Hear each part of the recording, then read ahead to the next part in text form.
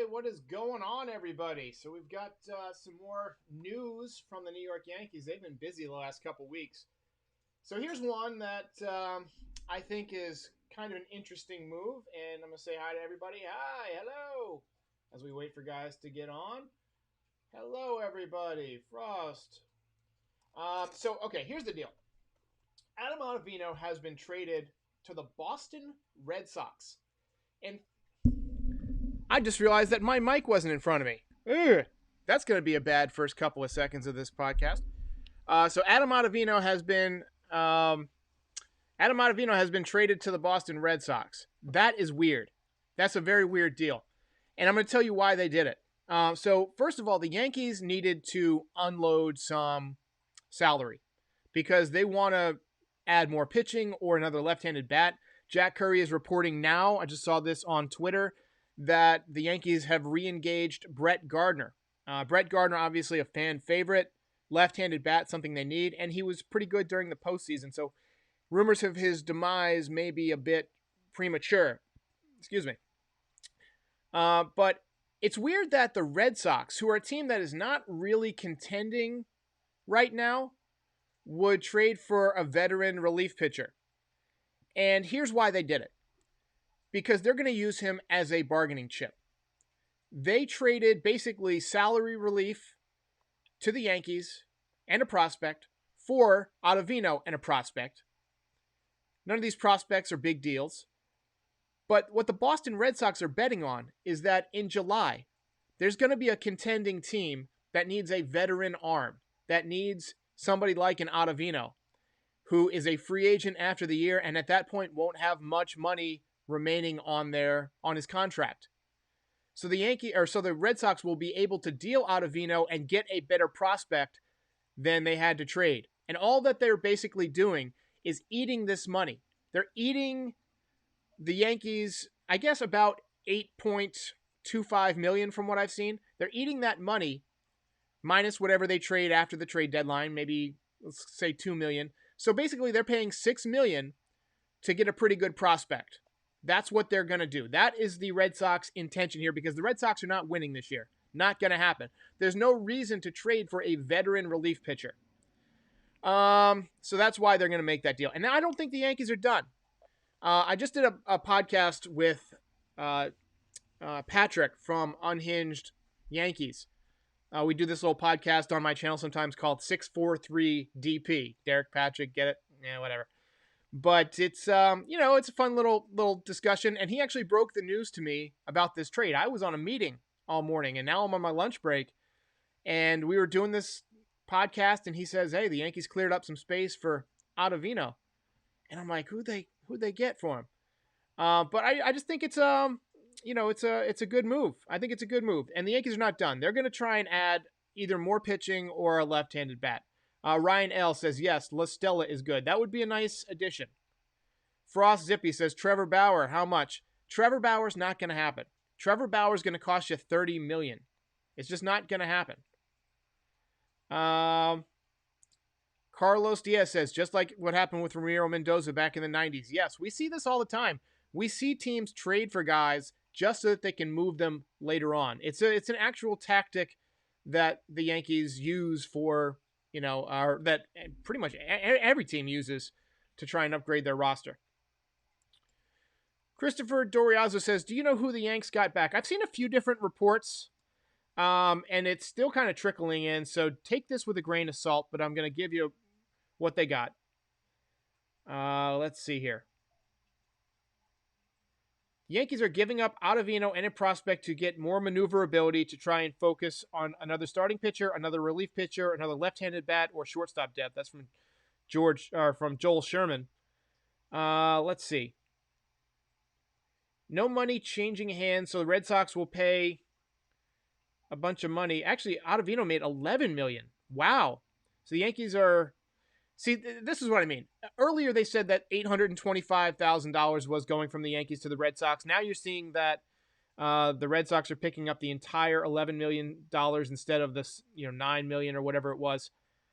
So it's just kind of a moving target. I saw Frank Herman as the name, or Frank German. I think it's Herman that's going to be included in this deal. That's the prospect going from the Red Sox to the Yankees. I've never heard of him. So let's pull him up and see. Let's see what he's done. Frank Herman, Baseball Reference.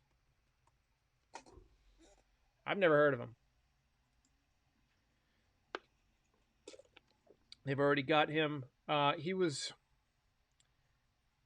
drafted by the Yankees. So that must be the prospect going from the Yankees to Boston. So yeah, I mean, you can't believe any of these tweets. That's why I didn't do an actual video. I just wanted to live stream and give my thoughts on this because there's so many different moving parts to this that you never really know what reports are legit and what is not. So my guess is the Yankees are basically going to get a nothing prospect back or a player to be named later or future cash considerations. This is a salary move. This is a salary dump.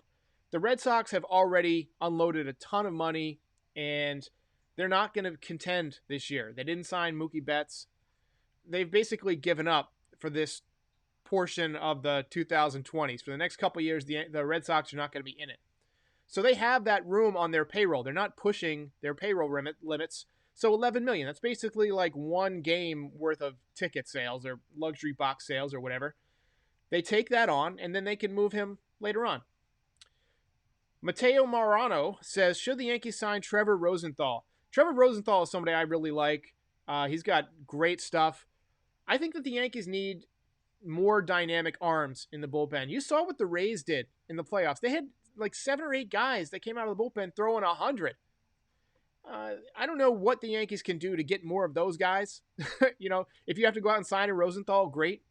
If you have to make a trade to pick up, maybe a minor league arm that nobody's heard of, that's great. Whatever you need to do to get more arms in that bullpen. Let's see. Dirtbike Nation 25 says, do you think the Yankees are winning the World Series? I mean, as a fan, of course, I always think the Yankees are going to win. I thought they were going to win in 2014, and they didn't even come close. As a fan, it's hard to separate, what I observe in baseball from my own personal feelings. I think the Dodgers are still really tough, and I think it's going to be really tough to beat the Dodgers. If the Yankees can get to the World Series, then anything can happen, but it's going to be tough to beat the Dodgers. Micah Penny says, thoughts on Shane Green to the Yankees? Shane Green actually came up with the Yankees. He's got one of the best sliders in baseball. He's got a mid to upper 90s fastball. He actually started out as a starter, and he was a pretty good starter with the Yankees. They traded him to the Tigers. The Tigers moved him to the bullpen, and he was lights out for a while. I didn't see what he did this year, but I'm kind of disregarding pretty much everything from 2020 just because, it was just an awkward year. Guys sat on the couch for 3 months and then tried to go out and play a professional sport. And so you can kind of discount this year. Let's see. Dominic Colmer says, who did they trade for? So just to fill everybody in who joined late, because I see we have 148 people on now. We had like 3 when I started it up. The Yankees traded Adam Ottavino, relief pitcher, $11 million salary to the Red Sox, along with a prospect, it looks like, named Frank Herman. And they're getting some salary relief. I haven't seen what the Yankees are getting back. And by the way, Talkin' Jake had this deal first. How has he broken like 3 deals in a row? Did Jack Curry back over your dog, Jake? Is he tipping you off? That's great. Congrats to Jake. And I get that like a lot of people think that Talking Yanks is like a competitor to me, but between the two of us podcasting, we feed off each other. So when I do well, they do well. When they do well, I do well. But so I wish all the best to Jake, and I'm happy that podcasters are starting to get the respect and break some of these deals. If anybody, hey, Trevor, if you decide to sign with somebody, feel free to give me a heads up and I'll break it. Let's see. Duncan Dede says, what if the Yankees kept Kirby Yates? Yeah, Kirby Yates was one of those deals, one of those Cashman deals where, it looked at the time like a salary dump, but somebody else recognized something in Kirby Yates, and he turned into a really good relief pitcher. Brandon Leone says the Yankees should go after Josh Hader.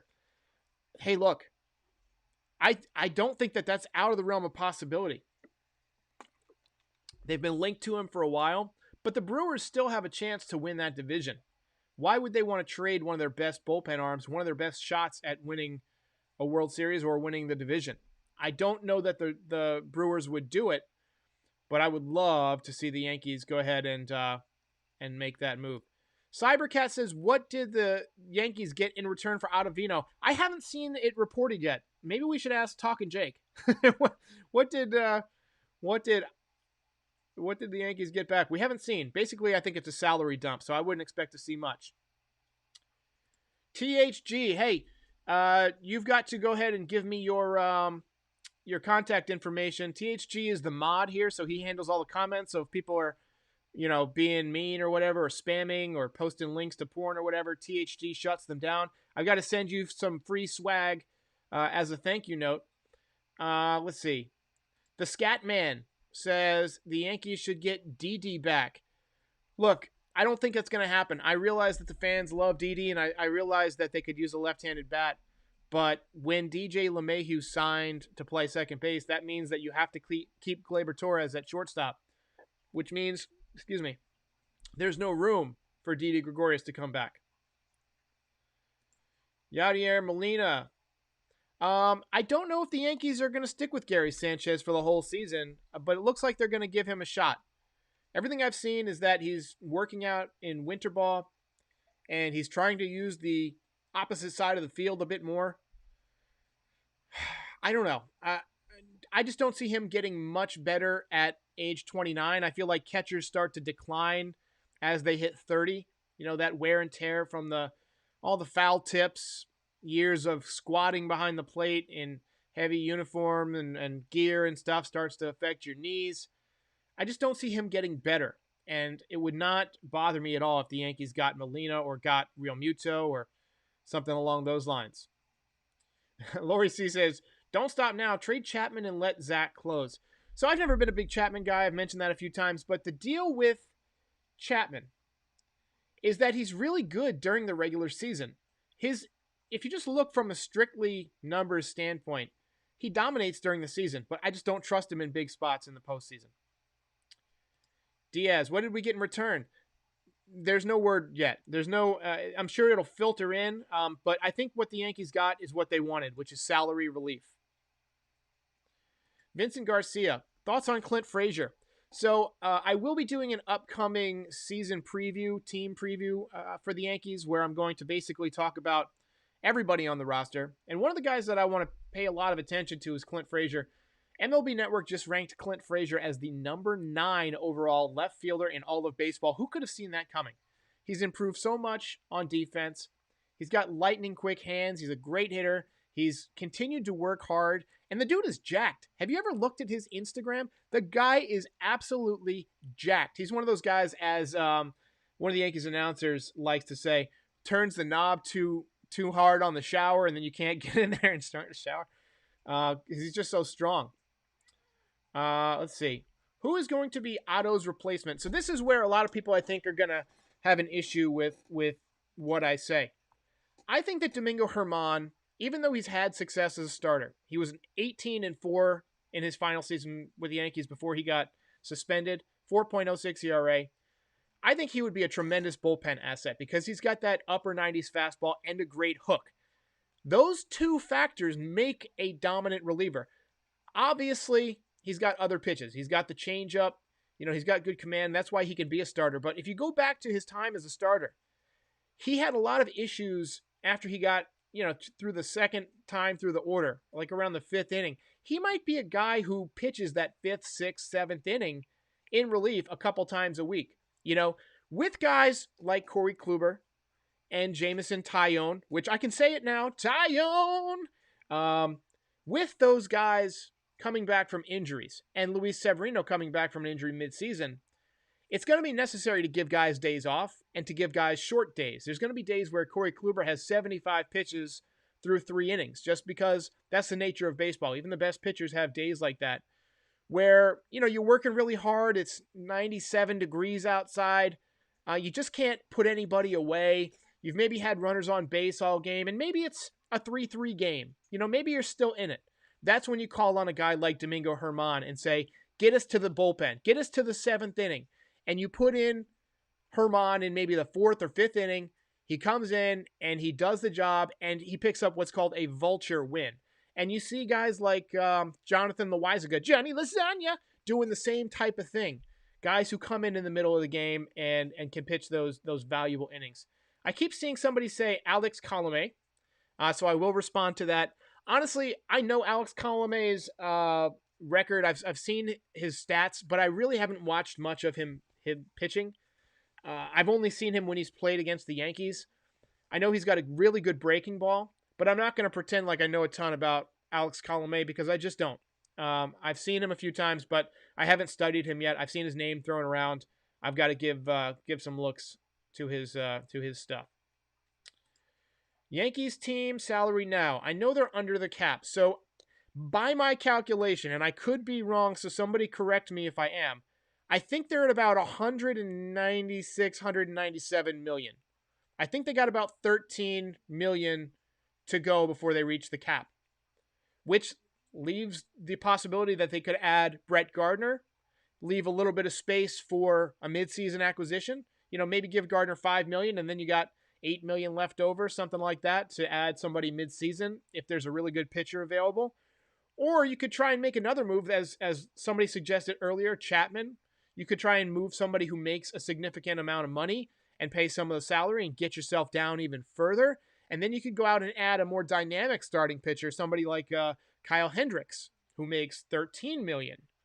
Then that rotation becomes very interesting when Corey Kluber and Jameson Taillon and Luis Severino become, further down in the rotation. One thing I talked about with Patrick Hennessy on my podcast that we did today, and I'm hoping to have that up later tonight. Honestly, we got some internet connectivity issues, so I haven't watched through it yet to make sure that it works well. But one of the things we talked about was that the Yankees might still want to add one more big piece. And if they can drop a little bit more salary, I think that allows that to happen. I don't know what it's going to be.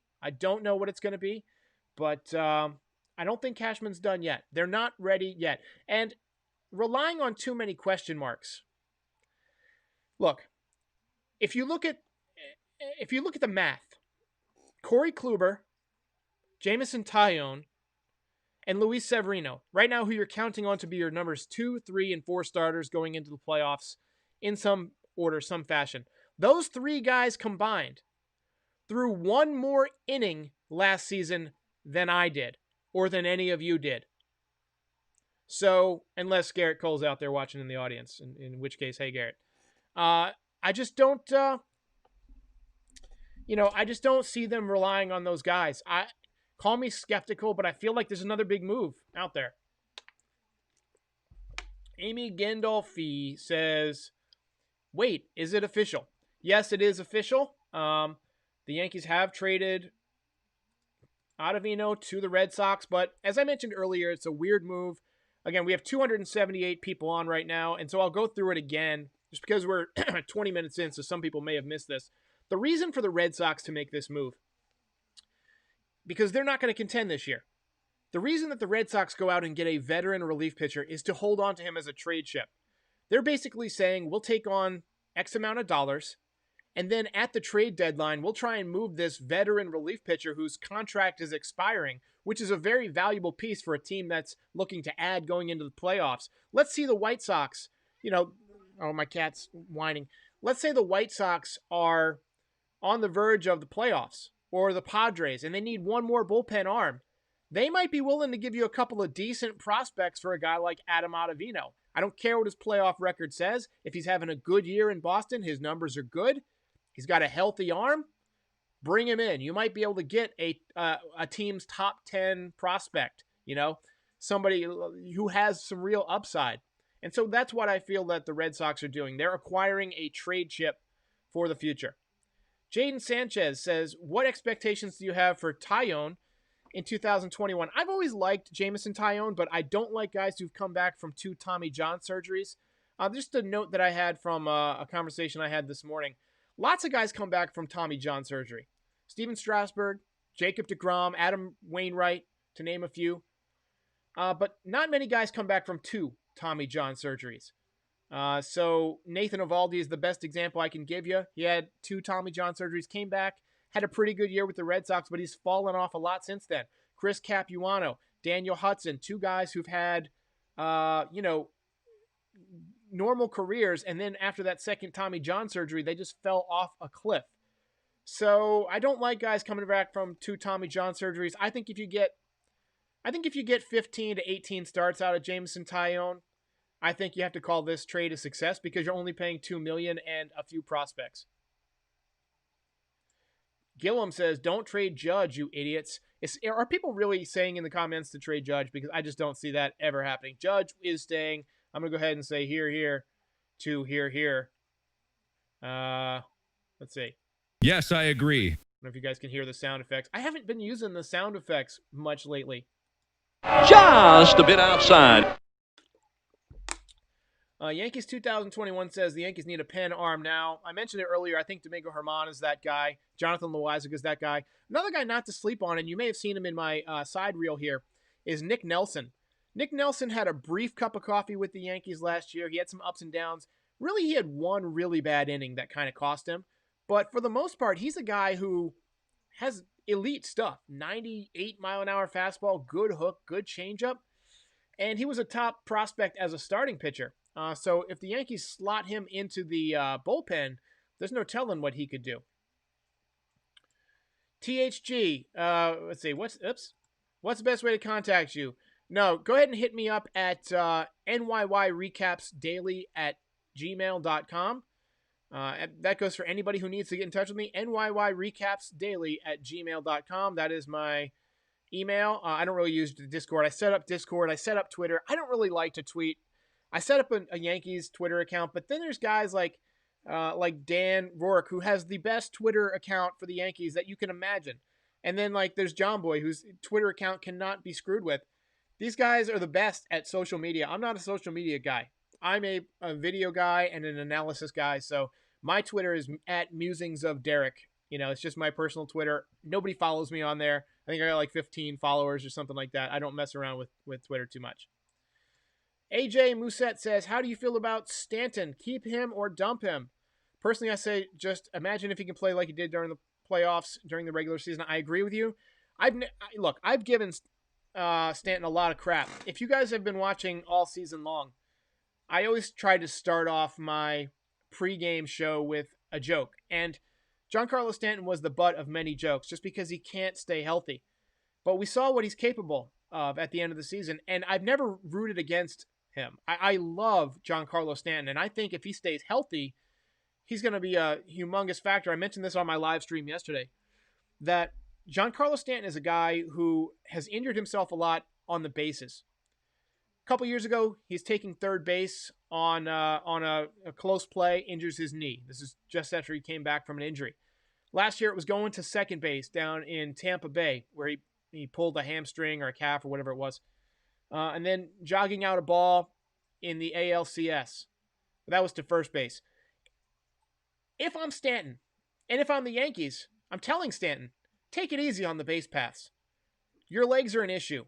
You don't need to be a guy who can move swiftly on the bases. And I get that's a huge part of baseball.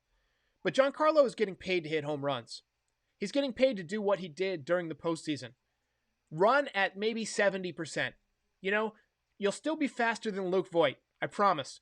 Run at 70% and just try and stay in the lineup. That's all I want from you, Giancarlo. Keep that rib cage healthy. Do lots of side-to-side exercises to make sure you don't pull an oblique. Get out of the way of fastballs coming at your face. And do your thing, man. That's what I want from Giancarlo Stanton. All right, let's go next. All right, I'm a little further behind. Jock for Gardner and another lefty in the rotation. I presume you mean Jock or Gardner. Jock Peterson. He's a good left-handed bat. I think he's going to be more expensive than the Yankees want to spend right now. But as someone else says, Jaden Sanchez says, I could see Jock Peterson with the Yankees. Yes, I agree. And I agree because I just imagine him launching balls into those right center field bleachers. Those balls, where the camera kind of pans out. You see the ball just kind of fly up out of the screen after he makes contact, and then It shows the ball sailing deep into a crowd of New Yorkers that are all going bonkers out there in the right field bleachers, and it lands halfway up the bleachers, and the lights are flickering around, and I could see Jock Peterson doing that, giving guys fist bumps and forearm pounds as he gets to home plate. I can see that. I could see that. And just describing that injury made me psyched for baseball again. I almost got emotional. I'm so psyched for baseball. I just love baseball so much. Christopher Durazio says, is Talkman on the move? Sockman. I don't think so. I think the Yankees will keep him because of a couple of reasons. One, I think he's another guy that was affected by the COVID season. He was really good a couple years ago. He showed that he could do it. He was good defensively. Last year was a step back offensively and defensively. So I feel like the Yankees are just going to stick with him and hope that he can be valuable once again with a normal offseason. He's a left-handed bat. The Yankees don't have many of those. And he's a solid defensive player. He's athletic. He's not a guy who seems to get hurt very much. So I think there's a lot of value in that. Honestly, I see a lot of people talking about Brett Gardner, but I think that Mike Tauchman could be Brett Gardner. I think Mike Tauchman could be that guy who plays all three outfield positions and plays a couple times a week, but needs to hit more if he's going to do that. Let's see. I think the Yankees should get Nomar Mazara. Called me old-fashioned, but I don't like anybody who's named after Nomar Garciaparra. Michael James says, Otta was overrated. I agree. He was a big fat zero. He was totally... His best game as a Yankee was opening day in 2019. That was the day that Luke Voigt hit that big home run off the center field, like press boxes or whatever. So, yeah, I feel like the Yankees needed to unload that salary, and I don't think it even matters who they're getting back. The janitor says, how's your day going, Derek? Well, I've been in meetings all morning, so I'm taking my lunch break a bit late, and because I'm on here, I didn't get to eat, so I'm pretty hungry. That's how my day is going. And now I'm losing my voice because I wasn't planning on talking this much following a podcast. Patrick and I just recorded like a 45-minute podcast that I was going to put up this evening, but we had all sorts of internet issues. It goes down for a bit. Also, I'm still really sad because my cat Gizmo died last week, about a week ago tomorrow. She was 16 years old, and she was pretty much my favorite living creature on this planet. Why would anybody want to trade Judge? Ricky Flapper Bade gets the idiot alarm. It's awful. Oh, man. Dunce horn. Why would the Yankees want to trade Aaron Judge? I get he's had some injuries, but when he's healthy, he's basically the most valuable hitter in baseball. Ann is right. And I love Ann's comments on my page. She always comments as she's watching the video, so you can see 3 or 4 different comments along the way where she rants. I say something that triggers her, and she gets angry about somebody on the Yankees, and typically does not like pitchers who've had Tommy John surgery. So thanks for your support to everybody. And thanks to everybody who's saying thanks to Gizmo. Gizmo was one of a kind. Appreciate it. Let's see. Bruce Lee, look, I'm not going to argue with you. Hang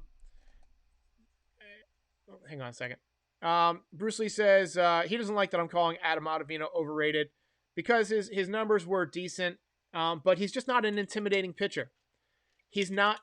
A lot of guys have good stats, but you can't count on them in big spots because they don't overpower you. They don't dominate you. When you come out of the bullpen, there's got to be some intimidation factor. And I just am not intimidated at all by Adam Ottavino. Let's see. Would you choose Judge, Soto, Mookie, or Harper if you had to pick one? Oh, man, that's tough because I love my boy Judge. But Juan Soto, as a lefty in Yankee Stadium, I think Juan Soto would break the all-time home run record. So I would choose Juan Soto. Let's see. I'll take a couple more questions, and then I got to get back to work. Jack Smith says, did the Yankees trade him for money reasons? Yes. But it's not because they can't afford him. The Yankees have money. They have as much money as any team in baseball, probably more. But there's the luxury tax. You don't want to pay other teams to play against you. And so the Yankees are trying to eliminate salary so that they can add a more valuable piece than a redundant bullpen arm. Peach. You can tell I'm obviously getting hungry. How do you feel about... Oops. All right, so I'll start with Nelson. Any word on Puig to the Yankees? I think that's fake news. Fake news. I really do. I think it's fake news. I don't think that there's any chance that Puig ends up with the Yankees. He's a redundant player. How many right-handed hitting outfielders do the Yankees have? Clint Frazier, Aaron Judge, Giancarlo Stanton. They got enough. Let's see. Hendricks and Bryant to the Jays. Did that just happen? Is that a thing? Tell me that's not a thing. I'm going to go to Reddit real quick and check. Can anyone confirm that? I hope that you're wrong, because that makes the Jays really, really tough. I don't see anything about it yet. I did see that Major League Baseball rejected a deal for the universal DH. So that's interesting. I don't see anything on Hendricks and Bryant to the Jays, but if that happens, the Jays would be very, very tough. Very, very tough. How about Derek Jeter to the Yankees? You know, Jeter wants to call the shots, and I don't blame him. He's earned that right. He's had a long career. He's a Yankee legend. I do know that Derek Jeter and Brian Cashman don't get along as well as I wish they would, so Jeter is not a huge part of the Yankees. But to me, it just feels wrong that Derek Jeter and Don Mattingly are down there with the Marlins. I mean, those guys are Yankees for life. They should have been in the organization. I don't care if it's as, assistant GMs or on-field coaches. I loved when Mattingly was the hitting coach back in the mid-2000s. But, yeah, we'll see. Mike Prince says, Sanchez, comeback player of the year. I hope you're right. The Yankees have multiple contestants for comeback player of the year, unfortunately. Corey Kluber and now Jameson Taillon and Gary Sanchez. So we will see. And Daniel Mancini says La Stella. It's actually La Stella. But, yeah, I like La Stella. All right, guys, I'm going to call it a day. Thanks for joining. Be sure to check out my podcast. 643 DP episode number 3 comes out probably this evening. I got to make sure that I shouldn't have advertised it yet, because I don't know that the internet allowed us to record the whole thing, but I'll do my best to get it out this evening. We talk about Jameson Taillon and all that. Shout out to everybody who joined. I appreciate the love. We are over 7,000 now. The goal is to get to 20,000 this season. That is my end of season goal. And I need it. I need you guys to do it. So keep spreading the word, and I'll see you next time.